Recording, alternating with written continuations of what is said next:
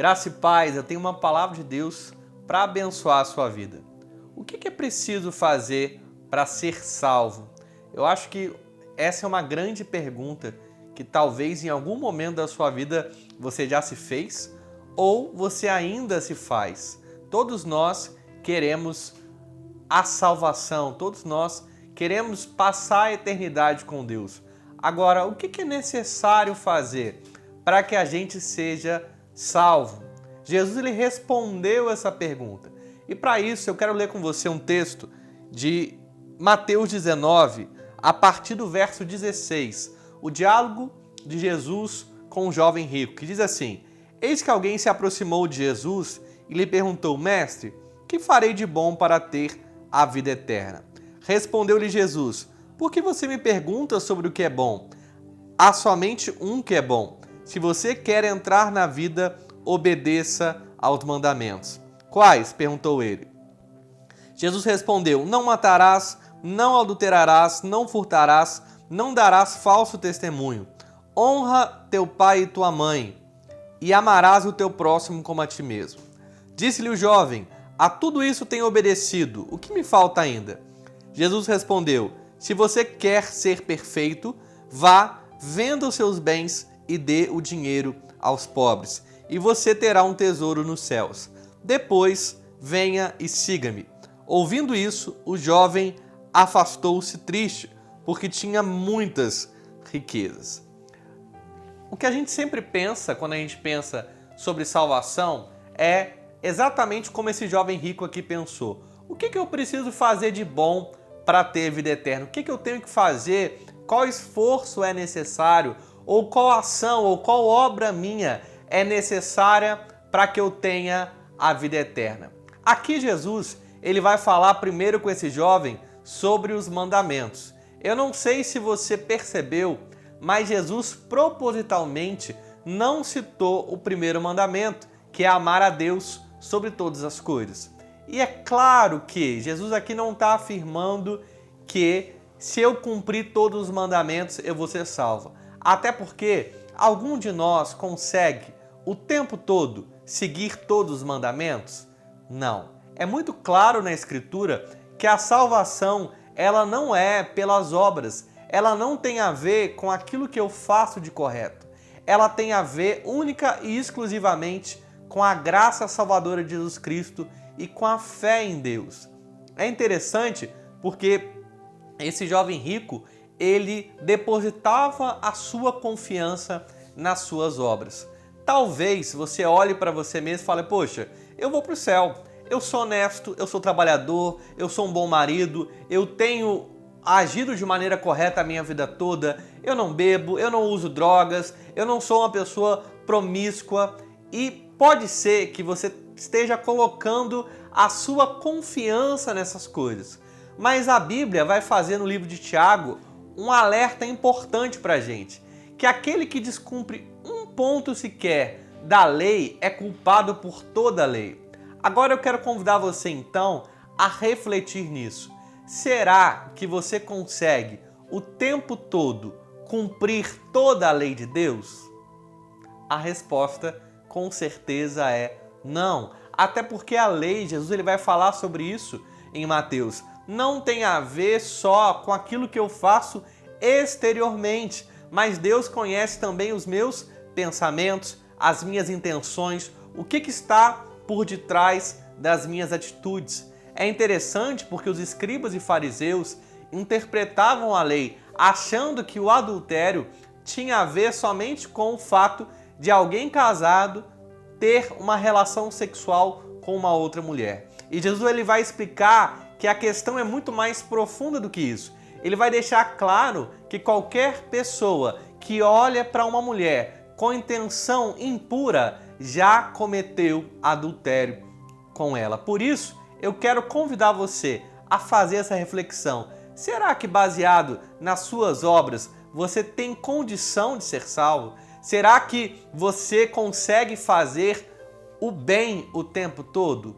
É claro que não. Então, algo importante aqui para entender o que eu preciso fazer para eu ser salvo é que nada que eu possa fazer de bom me torna capaz ou me torna merecedor da salvação. Na verdade, muitas vezes até as nossas boas atitudes têm por trás más intenções. Por isso, às vezes eu convenço as pessoas de que eu sou alguém muito bom, mas Deus conhece o meu interior. É interessante porque Paulo, quando vai falar aos Romanos no capítulo 3, ele faz uma descrição de como está o homem em seu estado de pecado. Ele vai dizer que não há nenhum justo, nenhum sequer. Não há ninguém que entenda, não há ninguém que faça o bem. Todos pecaram, diz Paulo em Romanos 3:23. Todos pecaram e destituídos estão da glória de Deus. E no versículo 24, ele vai dizer que nós somos justificados exclusivamente pela graça salvadora de Jesus Cristo, porque Deus em Jesus se fez o justo e o justificador. Por que ele se fez o justo e o justificador? Porque em Jesus ele cumpriu a sentença do pecado. Jesus morreu pelo meu e pelo seu pecado, pelo pecado de todos aqueles que haveriam de crer, de todos aqueles que o Pai escolheu. E ele se fez também o justificador, porque Jesus morrendo na cruz, ele foi ele mesmo o sacrifício para nos dar perdão. Então é importante entender isso. A nossa condição sem Deus é uma condição de perdição, uma condição distante de Deus, uma condição onde nós somos alvos simplesmente da ira de Deus. É impossível ao homem natural ser salvo, mas em Cristo nós temos a oportunidade, é nos oferecida a graça de Deus. E aí sim, em Cristo, pela fé, nós podemos alcançar a salvação. Nós não podemos, de maneira alguma, depositar nossa confiança para a salvação em nós mesmos ou em cumprir os mandamentos. Quando Jesus vai propor para esse jovem rico, olha, então tá, você já cumpre os mandamentos? Então pega tudo que você tem, vende e dá esse dinheiro aos pobres. É como se ele dissesse assim, olha, agora eu quero ver se de fato você cumpre todos os mandamentos. Eu quero ver se você cumpre primeiro o mais importante dos mandamentos, que é amar a Deus sobre todas as coisas. Se aquele jovem amasse de fato a Deus sobre todas as coisas, você não concorda comigo que ele não iria se entristecer e, ao contrário, ele venderia os seus bens e daria esse recurso aos pobres? Isso mostra o quão pecadores nós somos. Será que você, por algumas vezes, quando entendeu que Deus espera de você um reconhecimento de quem Ele é, quando entendeu que você é pecador, que as suas obras são más, será que a gente já não fez algo parecido com esse jovem? A gente ficou triste. A gente ficou triste porque as nossas boas ações não conseguem agradar a Deus. As nossas boas ações não conseguem nos colocar num nível espiritual melhor ou em algum nível de destaque no reino de Deus, porque no reino de Deus quem se destaca é quem serve, porque aquele que quer ser o primeiro tem que servir a todos, aquele que quer ser grande tem que se fazer serviçal dos demais. Muitas vezes, saber dessa condição de que nós somos pecadores perdidos e que nada que nós façamos vai nos dar direito à salvação, nos entristece, porque a gente está acostumado com uma justiça humana aonde nós somos recompensados pelos nossos bons feitos e nós somos punidos pelas nossas más ações. Só que no reino de Deus, quem haveria de ser punido já foi punido. Jesus foi punido no nosso lugar. Por isso, não há recompensa pelas nossas boas ações. A recompensa da salvação nos é dada gratuitamente, não por aquilo que nós fazemos, mas por aquilo que Jesus fez. Se você quer ser salvo, o que você precisa fazer? Você precisa reconhecer que você é pecador e que você é perdido. Você precisa reconhecer também que nada do que você faça, nada do que você venha fazer vai te capacitar ou vai te habilitar para a salvação. Você tem que reconhecer que sem Deus o seu destino é o inferno, é a condenação eterna. E a partir desse reconhecimento da nossa situação, nós podemos reconhecer então que nós dependemos de Deus, que nós precisamos da graça. E o que é a graça? É o favor imerecido de Deus. Deus nos dá gratuitamente a salvação através da fé, da confiança em Jesus Cristo. Paulo, ele vai dizer em Romanos 6 o seguinte, que o salário do pecado é a morte, mas que o dom gratuito de Deus é a vida eterna em Cristo Jesus. Você não precisa fazer nada para ser salvo. E talvez saber disso assuste você ou choque você, porque a gente é criado numa ideia religiosa de que Deus exige algo de nós para que nós venhamos a ser salvos, de que nós temos que cumprir algum voto, de que nós temos que nos esforçar muito, de que a gente tem que produzir algo, porque se a gente não tiver uma vida muito correta, a gente não vai alcançar a salvação. Mas tudo isso cai por terra quando a gente compreende aquilo que a Bíblia ensina sobre a salvação. A salvação não tem a ver com aquilo que eu faço, a salvação tem a ver com aquilo que Jesus fez. É interessante que mais para frente os discípulos vão perguntar para Jesus, então quem é que pode ser salvo?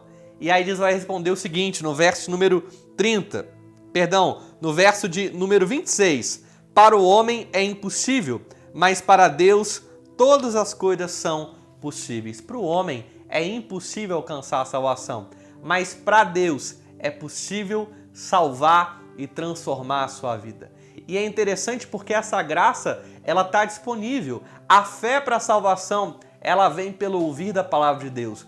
Talvez nesse momento você está ouvindo essa palavra, você está pensando como você tem andado errado, como a sua vida é má, como você é pecador, quão distante você está de Deus.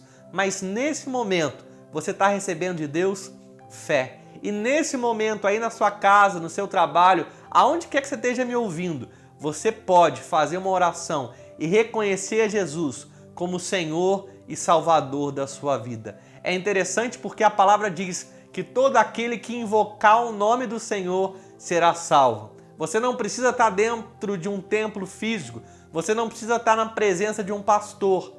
Você precisa única e exclusivamente depositar a sua fé e a sua confiança em Jesus. Se nesse momento você entregar a sua vida a Cristo, reconhecendo que você é pecador, reconhecendo que você precisa dele para a salvação, você vai ser salvo. E Deus ele vai começar uma obra na sua vida. Muitas vezes a gente adia essa atitude de reconhecer a Cristo como Salvador, achando que primeiro a gente tem que corrigir todo o curso da nossa vida, eu tenho que mudar o caminho que eu estou seguindo, eu preciso abandonar um vício, eu preciso abandonar um pecado. Mas esse é um engano diabólico. Você nunca vai conseguir mudança para a sua vida se não for rendido aos pés de Jesus. Você nunca vai conseguir ser bom o suficiente para cumprir tudo aquilo que Deus espera, porque não há bondade em nós. Nós só conseguimos viver uma vida que agrada a Deus sob a influência do Espírito Santo. Por isso, eu quero desafiar você a tomar uma decisão de caminhar na direção de Deus. Talvez você esteja me ouvindo falando, pastor, mas eu fumo. Pastor, mas eu bebo, mas eu tenho vício em drogas. Pastor, mas eu tenho uma vida sexual que não é correta. Eu entendo que eu estou errado diante de Deus.